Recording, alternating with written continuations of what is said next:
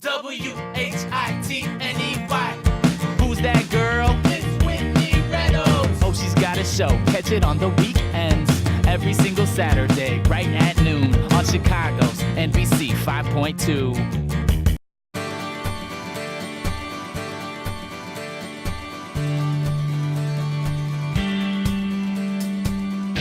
Hello and welcome to Weekends with Whitney. I'm your host, Whitney Reynolds, and today we are raising the roof at Uncommon Ground. I'm here with Helen Cameron, one of the owners, and it is just a beautiful day on the rooftop, isn't it? Yes, it is. You have This is so what we live much for. to be thankful for with this business. Now, we're at your Edgewater one. You have 2 locations, but this has been going 5 years and strong. But last year, you guys were voted The greenest restaurant in America. That is so impressive. And the green extreme is something that we love here at Weekends with Whitney because it's something we all need to be conscious of.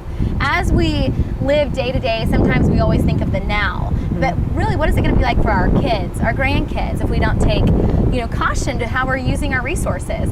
So I love it. What made you guys the greenest restaurant? Well, we worked with the Green Restaurant Association in Boston, and they provide, a whole list of possible steps that a restaurant can take that are a more sustainable way of doing business. And it goes across a whole variety of ideas: energy, waste, water, chemical reduction, packaging and paper goods, and food and beverage, which are a really big deal. 2 things that I observed right off the bat is when I was pulling in, you guys had the electric car station. I mean, that is huge in a parking lot. Yes. And I love that. Now, how many electric cars do you actually see roll in here? Just a few here and there right now. Okay. The charging station just got installed. Oh, it just did? Yes, and it's for iGo cars, so it's for car sharing. That's awesome. And we are still waiting for, there's actually going to be a solar canopy that is going to be installed so that the cars that are here charging are actually charging from the sunlight. Wow. Yes. And you do have solar panels out here. Yes, so behind you, we have solar thermal panels. We scored very highly in energy because we are creating a measure of our own energy here. These panels heat our water. Restaurants use an awful lot of hot water, washing dishes and people using the restrooms and so on, behind the bar, all that kind of thing. So these panels provide 10% of our overall energy needs for the restaurant. Wow. They paid for themselves in 3 years. Oh, they did. That was my question. A lot of people talk about the expense of putting in these, the solar panels, but they paid for themselves in 3 years. It's an investment. You need to have a little money up front, but let me tell you, it is totally worth it. They paid themselves off in 3 years, and right now I save approximately $8,000 in my gas bills. That is because I'm heating my water with the sun. That is so amazing. It's lovely. One of the other things I observed was a paper straw. Now, was that recycled paper? Like, what's left with the paper straws? So the paper straw it's a bio-based material, which means that when we throw it away, it will decompose. Right. And it doesn't leave anything behind. And it is also then made with some measure of recycled material. So we're doing good on both sides of the equation in making it, but then in also what happens to it when you've finished using it. Wow. Right. Now we're going to be sitting down and talking with one of your seed planters, the guy that manages this awesome rooftop. Right. But what else goes into the ingredients that you actually buy for the restaurant itself? Like, do you make sure that most of the products come from certain farms that are doing the same kind of green things that you guys are doing? Yes, well, the way we look at it is we like to vote with our dollar, and we like to use our votes to help other, businesses, farmers, anybody that's sort of doing business the way we think is the right way. We try to support that. Now, when you say we, is it you and your husband? Or you and your business partner? It comes from my husband and I, but we actually have management teams at both restaurants who are also fully vested in that idea. Oh, I love that. Because we have to work together and develop relationships with farmers and beverage producers and, and even the people that we buy our paper goods and cleaning supplies and all those different things from. I love what those you are said, relationships. Vote with your dollar. Yes. What actually was the passion behind wanting to create a space like this? I mean, 5 years ago was a risky time, sister. Yeah, I mean, was. and then to say, no, we're going to do it, but we're going to do it this way. I mean, that is a stand in the ground. I love that. What was the passion? You know, I grew up in the city, and as a child, was influenced by my own family garden and the joy of eating the goods and playing there and participating and taking care of the plants. And the tomatoes were always one of my favorite things out of the garden in the summer. And now in my adult life, I live in a house in which I don't have quite enough sun to grow my own tomatoes. Oh, and crying so shame. It was a sad thing for me. And so when we saw this roof and all the sunlight up here, I said to Michael, my God, we could grow food up here. And he's like, let's do it. You know, let's figure out how to do it. Wow. And it was purely just to grow food and use it in the restaurant. Like, we didn't really stop to think about what further meaning that would have in, you know, the world of restaurants or food production or urban agriculture. It was just a pure desire to just raise some of our own food in the restaurant. Wow. But it has really turned into a life-changing program that we have now added to our restaurant. I mean, as a restaurant, we have a full-time farm director, salaried position. We teach a lot of people about urban agriculture and how to produce their own food, and we teach about how important it is to know where your food comes from and to support organics, to support, you know, really taking care of the earth in this process. I love it. I love everything you guys stand for here. I think it's been so much fun. I can't wait. Speaking of fun, you hired a new chef that is bringing a whole new celebration to the restaurant, and we're going to sit down with him next. I'm excited to get to find out his vision for what he's about to go through with you guys. I mean, this is exciting. Yeah. Well, we took a lot of time to really try to find the right person to be the chef in this restaurant. Oh. It is a really, you really have to be into this. You really have to understand it, because you're working with a lot of different producers. You're not just picking up the phone to call one person to bring it all in. You're knowing who's raising your chickens and your pigs and your cows, and you know the goats and all that. The goats, so. yeah. Well, the goats, I can't wait to sit down. We're going to be showing you our goat chef. dish. I can't wait to try and it. It's become a very popular item here in the restaurant. Goats are, they're great free-range creatures. Well, we'll be nibbling into that next. Thank you so much. And we're going to have you back on the show later on to teach us some new beverages that are hitting the bar scene. We're excited about that too. Yes. Okay, guys, coming up next, we've been talking about the chef, but we're going to show you his face and all his skills right after the break. We'll be right back. This portion of Weekends with Whitney is brought to you by Stems, our official flower provider for W3. For more information on STEM, stop by 850 North Ashland Avenue or call 312-243-4470 for your special occasion. Are you living the green life? Well, if so, you could win a date with me and the W3 crew right at Uncommon Grounds. Simply go to Facebook, search Weekends with Whitney, and tell us how you're living green. We want to hear from you. Make Mother Earth a better place.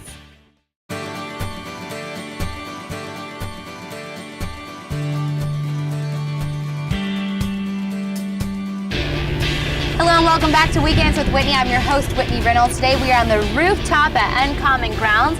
I'm joined by Chef Matthew Holmes. Now, you are new to Uncommon Grounds, but not new to the cooking industry. Correct, yeah. We just started here almost 3 months ago. Wow. So pretty new to Chicago. But Yeah, now where did you come from? Arizona. Came from Arizona, and you wanted to get to a green restaurant. Is that kind of your thing, or Absolutely. is this new for you? No, I think it's something I've tried to incorporate into my career up to this point, and then finding a place like Uncommon Ground and meeting Mike and Helen and seeing how far they're trying to take the ideals of being green and being sustainable. Love and being able to work with them has been fantastic. I mean, just looking around this rooftop, you can see that they believe in this mission. As you can see, all the different kind of vegetables and all that kind of stuff right Definitely. here. Now, what are we making today? It's actually prepared, but we did it in the kitchen. Walk us kind of through the steps and what this is. This is our braised Mint Creek Farms goat. So this is a local farm where we buy whole goats from. We braise them in goat's milk and some chilies. And then we serve it with a chickpea vadouvan, which is kind of a riff on a curry with tomatoes and fresh curry leaves and fresh chickpeas. In our next segment, we're actually going to sit down with one of the local farms that you guys pull from.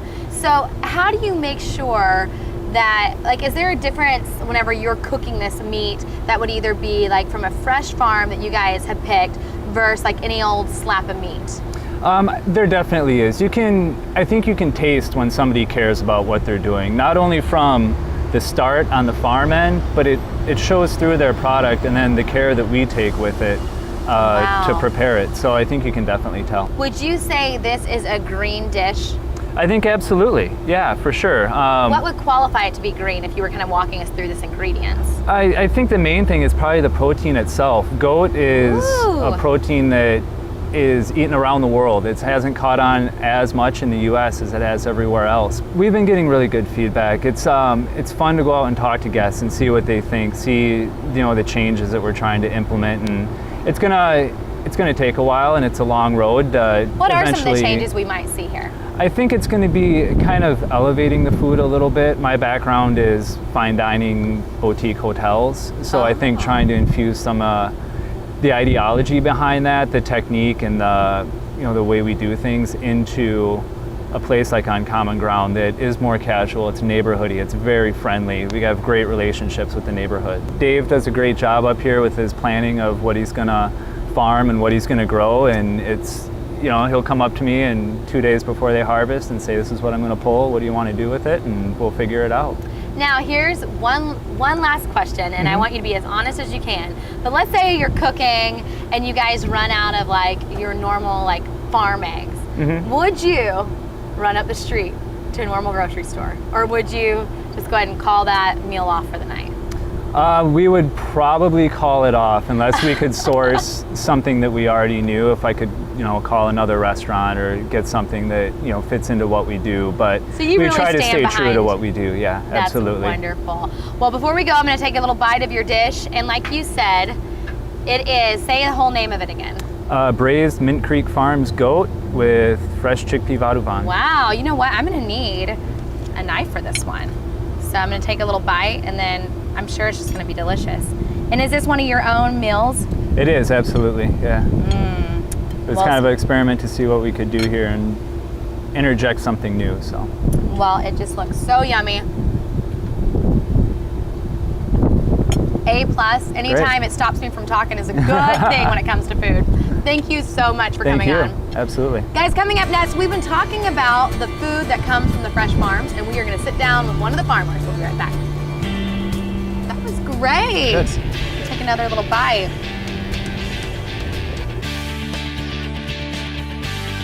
This portion of Weekends with Whitney is brought to you by W3's parking provider, Millennium Garages. For the most convenient and affordable parking right in the heart of Chicago, visit www.millenniumgarages.com for a list of special events and parking offers, and to find out the Millennium Garage location closest to your destination. Millennium Garages, park here, go anywhere. Are you living the green life? Well, if so, you could win a date with me and the W3 crew right at Uncommon Grounds.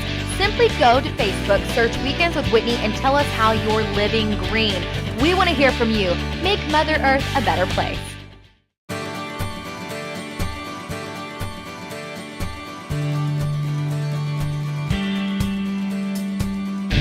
Hello and welcome back to Weekends with Whitney. I'm your host, Whitney Reynolds, and we are on the rooftop here at Uncommon Grounds. Now, some of you might think I'm working on my tan, but there is much more going on, and I'm getting a tan. It's kind of a double whammy. I am joined by Dave Snyder. Welcome to the show. Hey, thanks for having me. I am glad that you are stepping up to the plate and telling us what's going on around us, because we've been out here for 2 segments. People are seeing all this greenery, but you're the man that's making it happen. Well, yeah. Well, tell us what exactly it is that you do here, because, I mean, we see a lot of vegetation, but you plan it out months in advance and actually help incorporate it into the dishes. Yeah. Well, what happens, the first step actually is in the middle of winter. I sit down with the chef and he and I figure out what we're going to do for the season. We put together a little field plan. So you're talking about when we're wearing our big North Faces and our boots, y'all are thinking about the summertime. That's right. We're going through the seed catalogs. It's one of the best times of the year. Oh, I love it. That is. Yeah, get a little of warmth. Mm-hmm. Yeah. Yeah, start thinking summertime in the middle of winter. Okay, so you kind of plan out what you guys can incorporate into the dishes. Exactly. Now, you obviously have to have a skilled chef in the midst of all that? Because they have to know what all this kind of stuff is and what they want, right? Yeah. Or do you ever give suggestions? Well, we kind of work it out collaboratively. That's one of the neat things about it. There's certain things that I want to grow that the chef may not be familiar with, certain things that I can kind of introduce him to, and then other things he can kind of request from me and kind of push me to try and challenge myself as a grower too. Wow, now with the new chef coming in just 3 months ago, how did you come up with this whole floor plan up here? Well, a lot of it was left over from the last chef, who was an awesome chef too. But one of the neat things about Matt is he's really creative, really flexible. I feel there's almost nothing that I can grow for him up here that he wouldn't be able to incorporate somehow. Wow. Yeah. Okay, so what kind of stuff do we have going on up here? Well, one of the things I'm really excited about is we're growing this heirloom tomato this year called the Wasp's Pinnacon. Okay, wait, I just want to time out there because you can't really just go to the grocery store and pick that up. No way. Can you go to a farm and pick that up?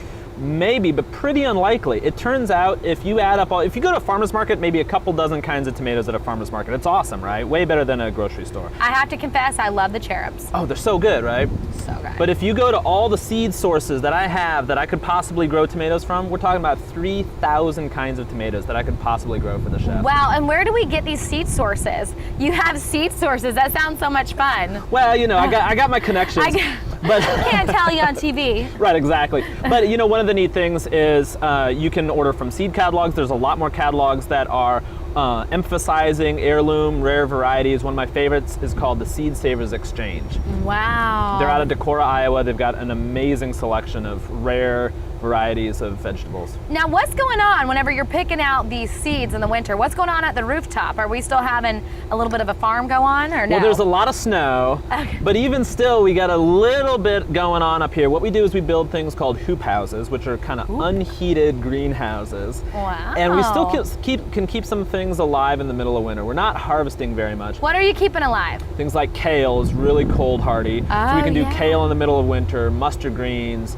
We even kept a few lettuces alive in the cold weather. Wow. So we did okay. What it mostly meant is that we could start even earlier in the season than most other farmers. Yeah, we did have an abnormally warm winter. Would you agree? We did. And did that make your job a little bit easier? Does it really not affect it? Because your main bloom is in the spring and summer. Well, what it meant was that we tried to get stuff in the ground. We tried to get seeds in the ground just as soon as we could, way earlier than we should have. But we just went for it. It was warmer. We threw seeds in the ground and we got earlier harvest that way. Wow. Now, are you up here every day watering, maintaining? Is that your job, or is there someone else that does Myself, that? I also have this amazing team of interns. I've got 6 summer interns. They help me out with watering, harvesting, pest management, everything you got to do in a garden. Wow, I didn't even think of the pest management. Now, I'm not trying to toot my horn too much here, but I started my own little garden, and I am so proud of it. But when I was on vacation, my mojito plant, which is also known as mint, died, and so I've been curious if I was able to bring it back to life. But when we sat down with you guys, you said, you know what, we'll give you a little, what is that, right off the top, and you can replant that. Yeah, a cutting. One of the neat things about this job is I'm meeting all my neighbors, I'm meeting all these people in the neighborhood, and I feel I've given as much free garden advice in the last couple of years as much as anything. You better watch it. I'm gonna put you on speed dial. Well, thank you so much for coming on. Thanks so much for having me. Guys, coming up next, we're making the cocktails he's talking about as we're touring the garden. We'll be right back. If you need a break from your long day and hectic life, Weekends with Whitney has the perfect match for you. Urban Oasis Massage Spa, voted one of Chicago's top spa and massage destinations. Urban Oasis has 2 locations to serve Chicagoland. Whether it's a relaxing massage or massage wellness for your therapeutic or prenatal needs, Urban Oasis is truly your urban escape. With convenient locations at North and Sheffield and Lincoln Park and a fabulous Maple Street location. Visit www.urbanoasismassage.com for the latest deals and promotions. Tell them Whitney sent you. Are you living the green life? Well, if so, you could win a date with me and the W3 crew right at Uncommon Grounds. Simply go to Facebook, search Weekends with Whitney, and tell us how you're living green. We want to hear from you. Make Mother Earth a better place.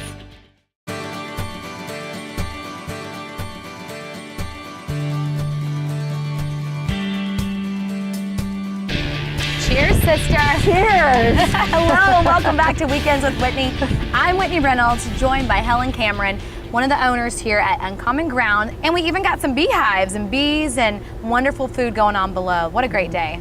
Awesome day. I am so glad to have you on the show once again, coming to talk about your signature cocktails here at Uncommon Ground. The thing about this restaurant that I've just taken in today is you guys have so much passion behind it. So Well, if you do what you love, the rest will follow, right? we should cheers again on that Yeah, one. There we absolutely. go, again. Absolutely. Yeah, so let's talk about these drinks that you have. You actually, we've been seeing bees. I'm sure some people at home have been able to see the bees fly around. You They're have a buzzing by us. yeah, buzzing just around, but you have a bee's knees cocktail. We have a bee's knees cocktail, and it's made with a locally produced honey chrysanthemum liqueur by Koval Distillery, which is actually walking distance from this restaurant. Wow. And we use some honey from our hives. This year, we're having a great year for the bees. They're producing a lot of honey right now, and we're hoping to have our first harvest within a week or two. And we might have a record harvest over maybe 100 pounds this year, which would be really nice. And what does that mean? Like, are you going to be selling honey below or just implementing it in the dishes? It gets implemented in the dishes and actually behind the bar. We really like to utilize some of the things we produce at the bar as well. The majority of what we sell from behind that bar is locally or regionally produced. Wow. So all of the beer is local. And when we talk about having a beer import, it means that we might be bringing in one beer from out of state. Okay. There's really an amazing variety of really great beer in the Chicago area, so we don't have to travel far. That is one thing that I know as, you know, coming from Texas up here to Chicago, I really want to get into my wines. And so I've been looking at going to wineries in California. And that's where somebody stopped me and they were like, why? There's so many, start here locally. There are wineries all around Illinois, in Indiana, and all around this little area. Right. So people should go local. Yes. I love that. It's a little tougher to get good selections of wine locally, but that is getting better and better. Yeah. So let's talk about this drink right here. You're about to Right. get into it before I Yes. went off on another tangent. Yes. But let's talk about this. What do we have going on? So a current affair actually has something that we produced. Down in front of the restaurant, we have currant bushes. We have black currants, red currants, and white currants. And the black currants are what are in your cocktail. Wow. We made a shrub with them, which is a traditional way of preserving a fruit. You put sugar on it and then let that kind of macerate for a bit, and then you add vinegar to it. You add acidity, and that will Wow. preserve it.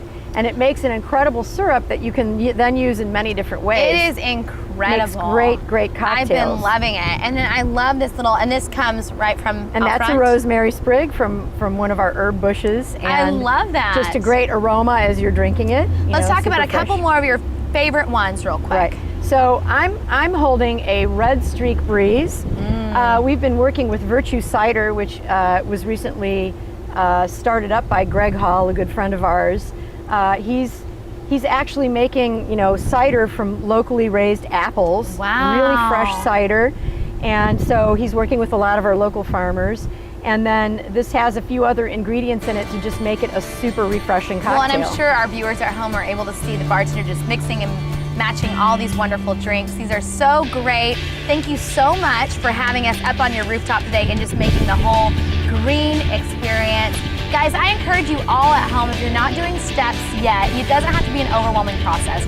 Baby steps. It could start with like your plastics or your cans, just keeping little recyclables right there. We're gonna have some info on weekendswithwhitney.com on ways that you can have an easy jump start. Go to our fan page now if you wanna win a date with me at Uncommon Ground. Make sure to go there, tell us what you're doing to be green. We wanna hear all about it, and you can win a little date with me and the rest of the crew. So thank you so much for coming on. Guys, we'll see you right back here next Saturday and Sunday. This is good, my sister. Cheers.